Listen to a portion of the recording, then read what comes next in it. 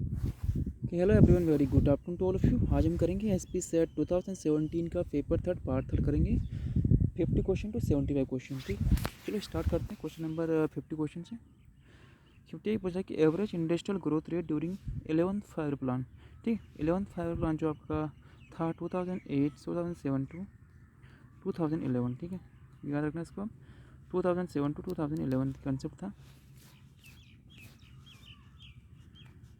ठीक है, इसमें जो इंडस्ट्रियल ग्रोथ जो हुआ था अराउंड 7.2% हुआ था। ठीक है, इसको याद रखना, 7.2% इसका इंडस्ट्रियल ग्रोथ हुआ था।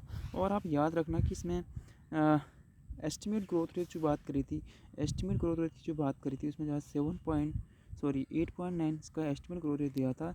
जो इसका एक्चुअल ग्रोथ था उस समय का वो था आपका 7.9। जो आपका एक्चुअल ग्रोथ रेट था वो एस्टिमेट ग्रोथ रेट से भी डाउन था। ठीक है, अगले क्वेश्चन की ओर बढ़ते हैं। क्वेश्चन है 7.2। ठीक है, अगले क्वेश्चन की ओर बढ़ते हैं। RBI calculate for component for money. Okay, ठीक, money supply M1 M2 M3 which of the following is not correct. Not correct की बात पूछ रहे हैं, याद है ना, नॉट करेक्ट पूछ रहे हैं। ठीक, M1 है आपका currency with public and demand deposit with bank plus other deposit हो गया। ठीक है, ये ऑप्शन सही है।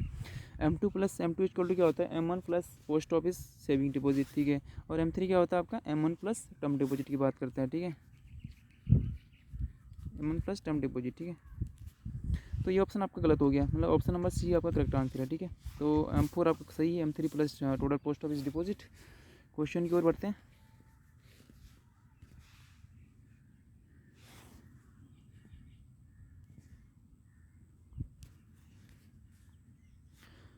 क्वेश्चन है आपका ये पूछ रहा है which of the following is correct of the shifting of the base year जो शिफ्ट किया था 2004 टू 2011-12 में आपका बेस ईयर शिफ्ट किया था।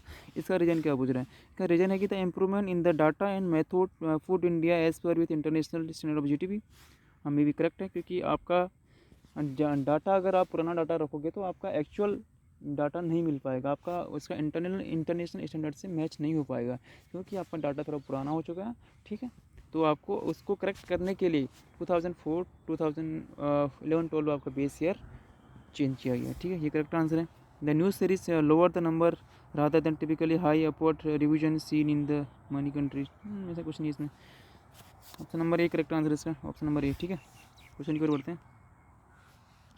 पर the budget estimate the physical deficit primary deficit कि फिजिकल डेफिसिट प्राइमरी डेफिसिट 2004-14-15 के हम आज चेक कर लीजिएगा। जो अभी का आपका फिजिकल डेफिसिट है 6.4 आपका ये आपका रिवाइज एस्टिमेट है फिजिकल डेफिसिट का, और बजटरी एस्टिमेट है फिजिकल डेफिसिट का अराउंड 55.9।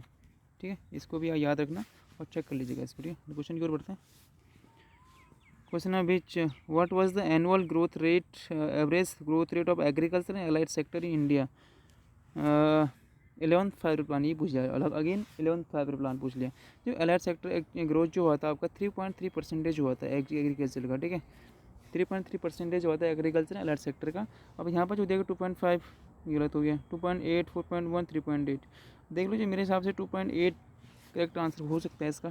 3.3 जो कि अप्रोक्स है इसका, 5 या तो 5 नीचे ही है 5 ऊपर ही है। 2.8 समथिंग एग्रीकल्चर अलाइड सेक्टर का हुआ है। ठीक है, मतलब मेरी 3.3 एक्चुअल है, इसमें ध्यान नहीं है। क्वेश्चन की ओर बढ़ते हैं।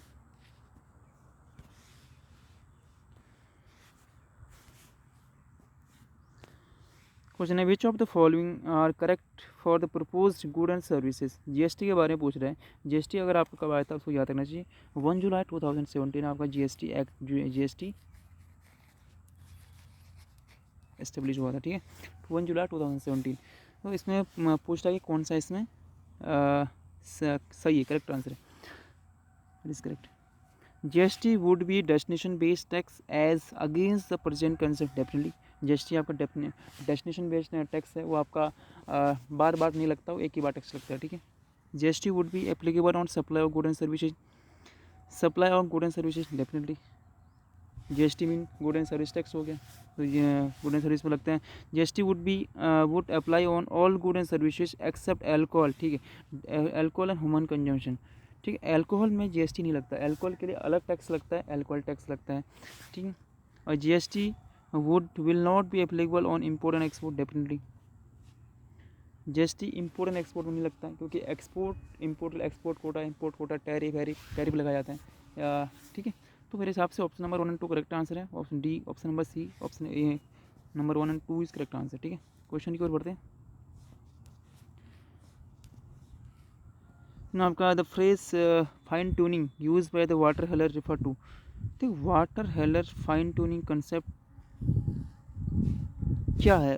Fine tuning concept use by the Walter Heller, I am not, मैं इस क्वेश्चन को I am unable to solve because I don't have any idea, ठीक है। अगले क्वेश्चन की ओर बढ़ते हैं।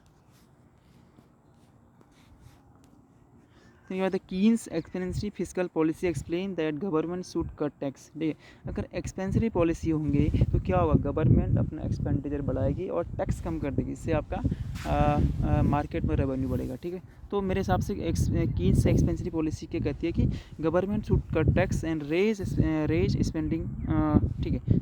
तो ऑप्शन नंबर एक करेक्ट आंसर है। कॉन्ट्रैक्ट और दूसरा पूछा कीन्स कॉन्ट्रैक्शनरी फिजिकल पॉलिसी क्या कहती है, गवर्नमेंट शुड रेज टैक्स, क्योंकि आप कॉन्ट्रैक्ट कर रहे हो तो टैक्स बढ़ाओगे और रेवेन्यू क्या कर दोगे, कम कर दोगे, ठीक है। Bring economy out of inflation, ठीक है। तो ये option number 1 and 2 correct answer है इसके, बोथ आर ट्रू। अगले क्वेश्चन की ओर बढ़ते हैं।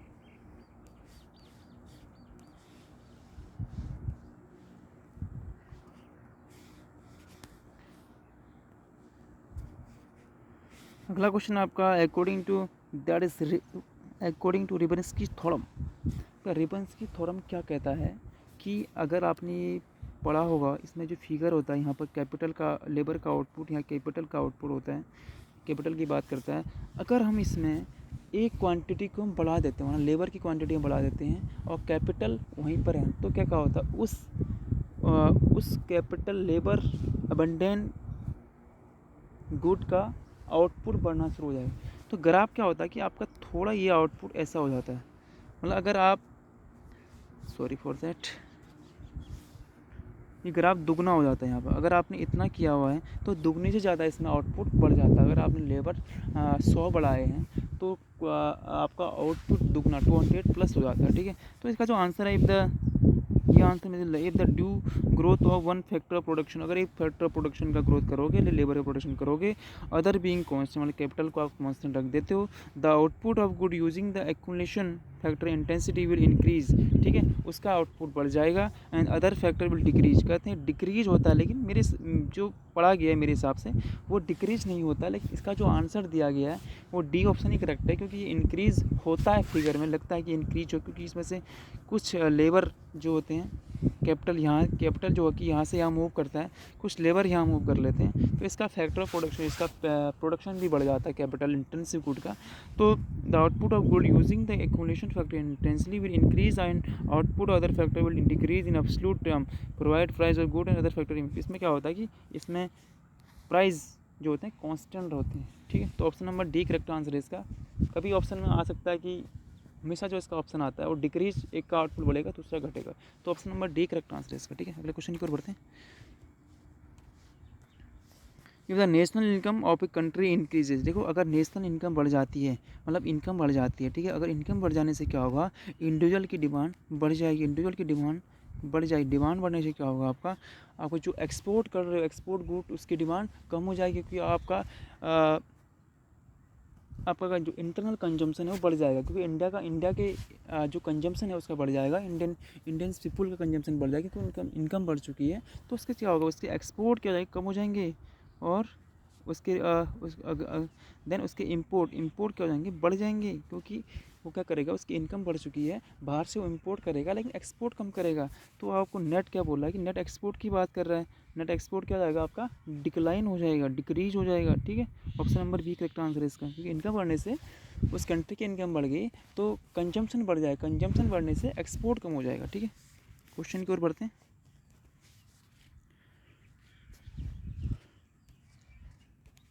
क्वेश्चन है, order the following event in global trade finance, establishment of electronic stock market exchange. तो इलेक्ट्रॉनिक स्टॉक एक्सचेंज जो आया था अराउंड आपका 1971 में आया था, ठीक है, इसको याद रखना। और फॉर्मेशन ऑफ WTO आप जानते हैं कि 1 जनवरी 1995, जो कि गार्ड को रिप्लेस किया था। द फर्स्ट मैकडोनाल्ड, ये आया था अराउंड आपका 1996, ठीक है। तो आपकी सीरीज होगी 1 2 एंड 3 करेक्ट, 1 2 एंड 3, तो option number a correct answer है इसका। ठीक है, तो इलेक्ट्रॉनिक एक्सचेंज स्टॉक एक्सचेंज क्या होता है कि इलेक्ट्रॉनिकली अपने शेयर को बाई एंड सेल कर सकते हैं, तो इसे क्या कहते हैं इलेक्ट्रॉनिकली स्टॉक एक्सचेंज कहते हैं, जो 1971 में एस्टेब्लिश हुआ था। तो उसको याद रखना, इसके जो ऑर्डर ऑफ इसकी क्रोनोलॉजी है 1 एंड 2 एंड 3 करेक्ट आंसर इसके। ठीक है, अगले क्वेश्चन की ओर बढ़ते हैं।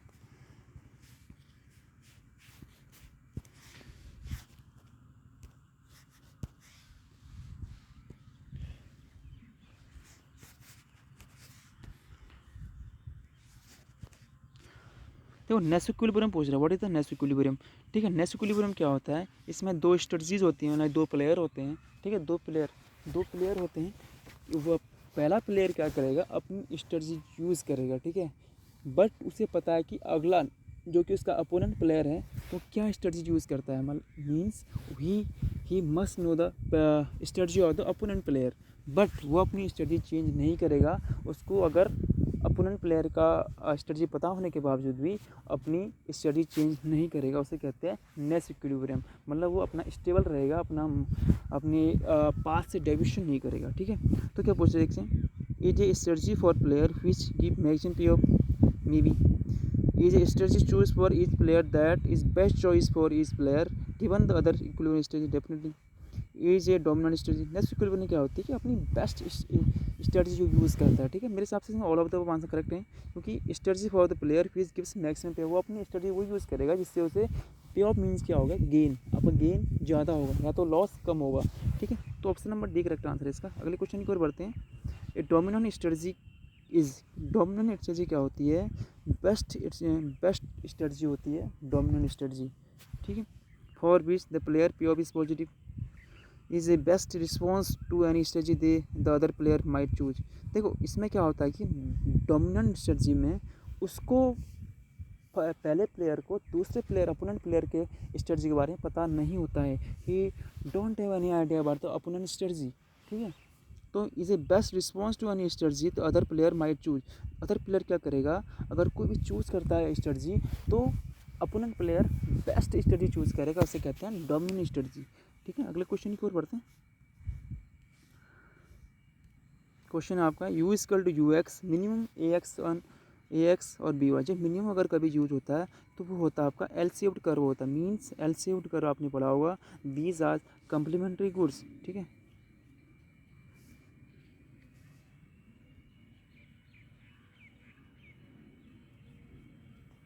ठीक है, ये कम्प्लीमेंट्री गुड्स होते हैं, इंडिफरेंस कर्व आप एल शेप्ड होते हैं। ठीक है, और याद रखना अगर यहाँ पर मैक्स होता तो ये क्या होता आपका कॉन्वेक्स होता। ठीक है,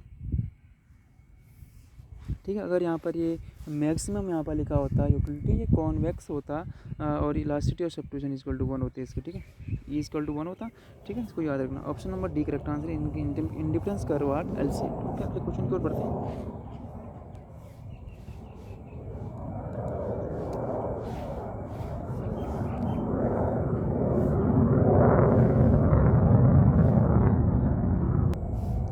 क्वेश्चन को बढ़ते हैं। The U is the function दिया हो गया हमें, U is called X plus log U, utility function दिया गया है एक्स प्लस लॉग वाई। ठीक है, लॉग वाई दिया गया है। एंड इंडिफरेंस कर्व में indifference map for the utility function क्या हो सकता है, तो हम इसको डिफ्रेंशिएट करेंगे, d u upon d y करेंगे, sorry d u upon D x करेंगे। ये क्या हो गया, इसका ये 1 हो गया, प्लस ये 1 upon Y D Y upon D X हो गया।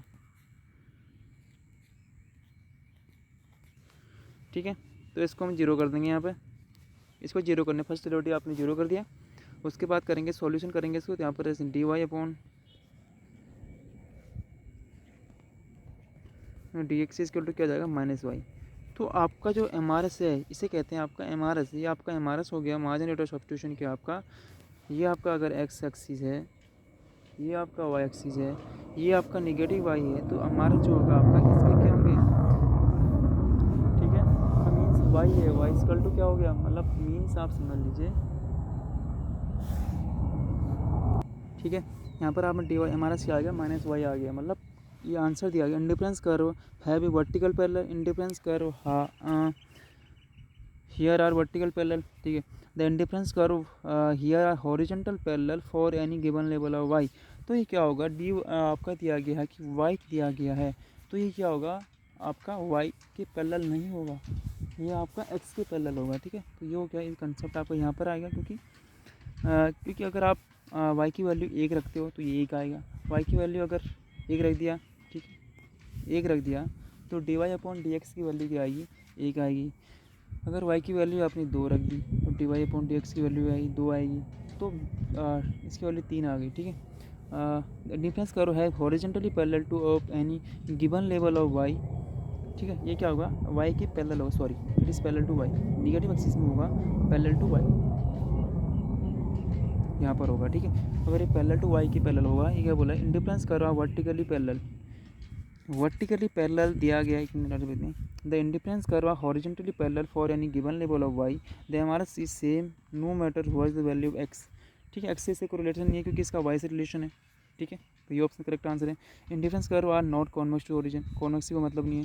कर्व आर स्ट्रेट लाइन, छोड़ दो। जो क्वेश्चन दिया गया है वाई की बात कर रहा है, difference curve are horiz vertically parallel, साफ से लगता है कि वर्टिकली पैरेलल इसका आंसर करेक्ट होना चाहिए क्योंकि वाई की पैरेलल है, ठीक है। तो option number a correct answer है इसका मेरे हिसाब से, ठीक है। क्वेश्चन की ओर बढ़ते हैं। क्वेश्चन है आपका, public goods in a general equilibrium model sufficient condition क्या होगी। देखो सफिशिएंट कंडीशन आपने पढ़ी होगी कभी भी, पब्लिक गुड के केस में क्या होता है, मार्जिनल बेनिफिट का समीशन और मार्जिनल बेनिफिट इक्वल टू क्या होता है, मार्जिनल कॉस्ट। क्योंकि जो इसमें क्या होता है कि मार्जिनल बेनिफिट क्या होता है, सबका अलग अलग होता है, लेकिन marginal cost of public goods हमेशा सेम रहेगा। वैसे क्या होता है कि एमआरटी क्या होता है कि इसमें जो कंसेप्ट दूसरा होता है, summation of the MRS equal to, दूसरा कंसेप्ट यहीं पर आ गया, एमआरएस इक्वल टू एमआरटी के बराबर, ठीक है। तो ये एमआरटी, तो पहला ऑप्शन करेक्ट है इसमें, एमआरएस से होता है कि एमआरटी के बराबर होता है, क्योंकि एमआरटी का आपने पढ़ा होगा, दैट इज इक्वल टू क्या होता है, इक्वल टू होता है M C X upon M C Y, ठीक है, M C X upon M C Y होता है, ठीक है। तो वैसे ही इसका सॉल्यूशन करोगे तो इसका answer M R T upon summation of the M R S equal to M R T के बराबर आएगा, ठीक है। क्वेश्चन की ओर बढ़ते हैं। Option number a correct answer इसका। Economic growth shift the production possibility frontier. देखो प्रोडक्शन पॉसिबिलिटी फ्रंटियर अगर ये है, अगर इसमें क्या बोला economic growth shift, economic growth होता है तो क्या होगा, ये शिफ्ट टू राइटवर्ड शिफ्ट होगा, ठीक है, राइटवर्ड शिफ्ट होगा आउटवर्ड की ओर, ठीक है, डाउन टूवर्ड्स नहीं, up and to the right, ठीक है, up and to the right की ओर शिफ्ट होगा। क्वेश्चन की ओर बढ़ते हैं।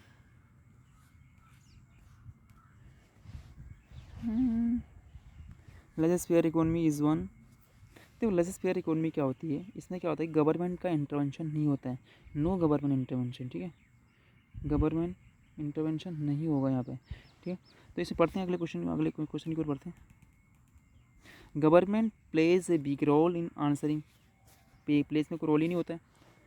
इन which individual independently pursue their own self interest without any central direction और regulation, in which government and private sector partially answering three basic questions of economy: what to produce and how to produce, for what, in which government and private sector especially partially answering none of the above, in which individual independently pursue their own interest, ठीक है। Individual क्या करता है कि individual independently pursue करता है on interest without any central direction of the regulation, क्योंकि इसमें गवर्नमेंट का कोई भी इंटरवेंशन नहीं होता। ऑप्शन नंबर बी इसका करेक्ट आंसर है, ठीक है। क्वेश्चन की ओर बढ़ते हैं।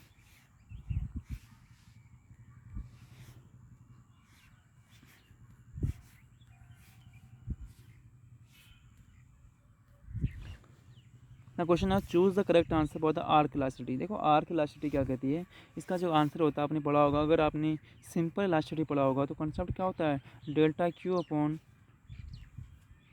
और डेल्टा वाई होता है, मतलब ये आउटपुट हो गया, सॉरी ये पी, प्राइस से आउटपुट में क्या चेंज होगा, ठीक है, इंटू पी अपॉन वाई। तो वैसे इसमें क्या लगा लेते हैं, अगर हम कंसेप्ट लगा लेते हैं तो डेल्टा क्यू अगर यहाँ पर करोगे, क्यू आएगा Q two minus change in the quantity, Q two minus Q one, और यहाँ पर चेंज नहीं आएगा, इसमें यहाँ पर क्या आएगा, तो P two minus P one तो आएगा चेंज है यहाँ पे, लेकिन पी की जगह आपका ये क्यू हो गया, सॉरी पी की जगह आएगा आपका p one plus p two, और क्यू की जगह आएगा q one plus q two, ठीक है। ये ऑप्शन नंबर एक करेक्ट आंसर है इसका, ठीक है। क्वेश्चन की ओर बढ़ते हैं। Is duopolist assume that the other keep their price constant, this is correct in base of, देखो ये होता है आपका एजवर्थ केस में, आपने अगर पढ़ा होगा एजवर्थ केस में ये कंसेप्ट होता है, सॉरी एजवर्थ केस में क्या होता है, ये होते हैं यहाँ से अगर प्राइस स्टार्ट करते हैं, ये यहाँ से करता है तो इक्विलिब्रियम लास्ट में अगर ये प्राइस इतना रखता है, ये इतना रखता है, लास्ट में ये lowest level of the price में आ जाते हैं, इससे नीचे जाएंगे तो उसको लॉस होना स्टार्ट हो जाएगा। तो इससे प्राइस वार हो, दोनों के बीच प्राइस वार होता है, ठीक है। तो मेरे हिसाब से इस वर्थ मॉडल इसका करेक्ट आंसर है और कोई ऐसा ऑप्शन नहीं है यहाँ पे, ठीक है। अगले क्वेश्चन की ओर बढ़ते हैं। Cost in difference method of separating the substitution and income effect of price change were propose by, that is Slutsky, ठीक है। स्लस्की ने आपने अगर पढ़ा होगा क्या होता है, income variation, price change of price change क्या होगा, इनकम वेरिएशन से क्या होगा, इसमें क्या होता है कि आपका प्राइस लाइन शिफ्ट होती है, उसको हम इक्विवेलेंस वेरिएशन करते हैं, तो इसका स्लस्की आंसर करेक्ट आंसर है इसका, ठीक है। तो क्वेश्चन की ओर बढ़ते हैं। What is the vertical imbalance, देखो वर्टिकल फिस्कल इम्बैलेंस क्या होता है, वर्टिकल फिस्कल इम्बैलेंस मीन्स होता है when the revenue of the government at different level don't match there expenditure, उनके एक्सपेंडिचर से मैच नहीं हो पाता है, अगर उनके जितने भी डिफरेंट लेवल ऑफ रेवेन्यू होते हैं एक्सपेंडिचर से मैच नहीं हो पाते हैं, इसे कहते हैं वर्टिकल फिस्कल इम्बैलेंस। तो option number d correct answer है इसका, ठीक है। क्वेश्चन की ओर बढ़ते हैं।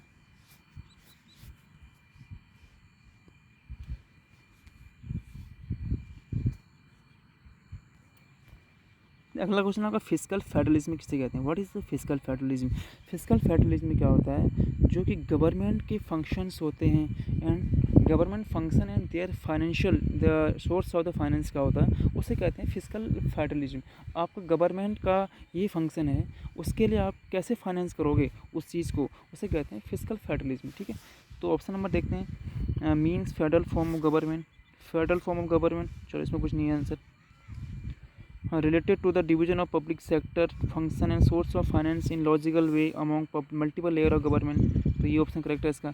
अगला पढ़ते हैं, related to the finance and local government means state government does not have any right to impose tax, कुछ नहीं, तो ऑप्शन नंबर बी इसका करेक्ट आंसर है, ठीक है। क्वेश्चन की ओर बढ़ते हैं।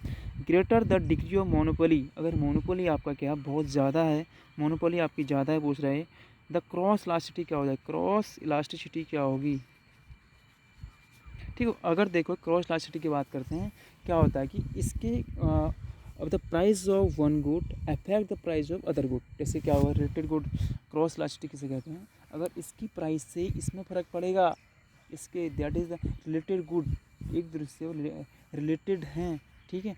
देखो अगर एक दूसरे से अगर रिलेटेड होगा तो अगर क्रॉस इलास्टिसिटी अगर ज़ीरो हो गई मीन्स क्या कहते हैं आप, अगर क्रॉस इलास्टिसिटी ज़ीरो हो गई तो कॉफ़ी को टी से कोई मतलब नहीं है, मतलब कॉफ़ी की अपने आप मोनोपोली है।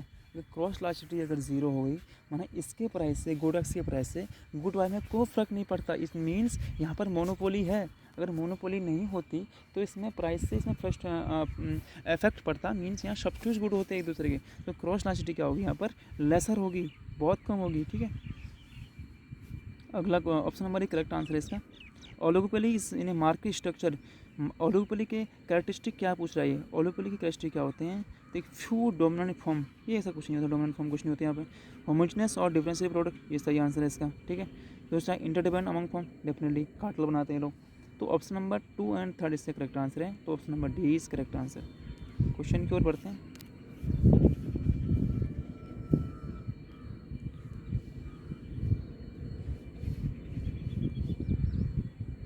ठीक है, पहले क्वेश्चन की ओर बढ़ते हैं। अगला क्वेश्चन है कि एक्सटर्नलिटीज़, ये बोला कि व्हाट इज़ एक्सटर्नलिटीज़, एक्सटर्नलिटीज़ क्या होती हैं, अगर आपने पढ़ा होगा एक्सटर्नलिटीज़ क्या होते हैं, दो होते हैं, दैट इज फर्स्ट होता है पॉजिटिव एक्सटर्नलिटी,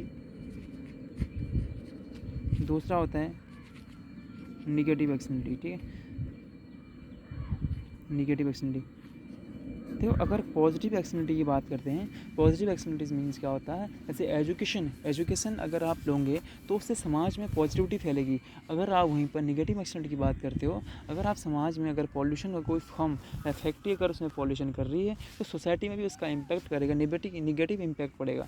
तो उससे क्या होता है कि पॉजिटिव से समाज में अच्छी चीज़ें आती हैं, लेकिन निगेटिव से समाज में निगेटिविटी फैलती है। तो इसका आंसर देखते हैं, refer to the external effect, गलत, एक्सटर्नल कोई मतलब नहीं है। Refer to the beneficial and determinant effect of action of the economic unit technically. ये कहता है बेनिफिट, देखो बेनिफिट और इफेक्ट ऑफ एक्शन, ये refer to benefit and determinant effect of action of one economic unit, ठीक है। Refer to effect on private cost, ठीक है, मतलब कुछ ऑप्शन कुछ मतलब नहीं। Refer to effect of action of private individual on private cost, गलत, ये कुछ नहीं है। Refer to the external effect, external effect की बात तो कुछ नहीं होती है, ठीक है। तो refer to the beneficial and determinant effect of action of one economic unit, देखो refer to the benefit and determinant effect of action of one unit form और इंडिविजुअल का उससे क्या फ़र्क पड़ेगा। तो मेरे हिसाब से ऑप्शन नंबर इस 20 का करेक्ट आंसर है, क्योंकि उसका बेनिफिट कितना लेगा पूछ रहे हो। Refer to the beneficial and determinant effect, क्या इफेक्ट पड़ेगा उससे, बेनिफिशियल होगा या डिटरमिनेंट इफेक्ट कितना पड़ेगा अगर एक्शन एक इकोनॉमिक यूनिट ऑन फॉर्म कोई एक्शन लेती है और पॉल्यूशन करती है, तो उससे सोसाइटी में क्या फ़र्क पड़ेगा। मेरे हिसाब से ऑप्शन नंबर 20 का करेक्ट आंसर है, ठीक है। ओके देन 75 क्वेश्चन यहाँ पर कर चुके हैं। यहाँ पर सेशन को हम क्या कहते हैं, सेशन को वाइंड अप करते हैं। अगर आप वीडियो को लाइक करते हो तो प्लीज़ सब्सक्राइब कर लीजिएगा। Thank you.